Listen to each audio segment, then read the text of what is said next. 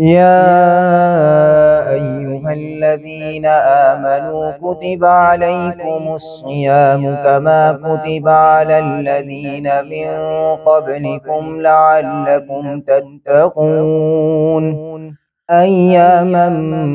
معدودات فمن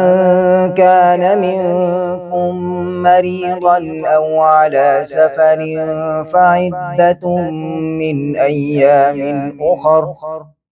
وعلى الذين يطيقونه فدية طعام مسكين فمن تطوع خيرا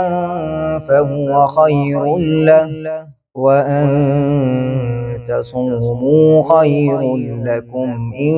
كنتم تعلمون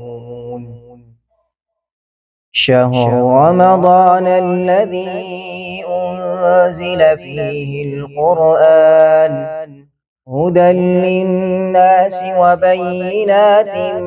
من الهدى والفرقان فمن شهد منكم الشهر فليصم ومن كان مريضا أو على سفر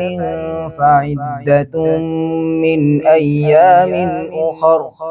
يريد الله بكم اليسر ولا يريد بكم العسر ولتكملوا العدة ولتكبروا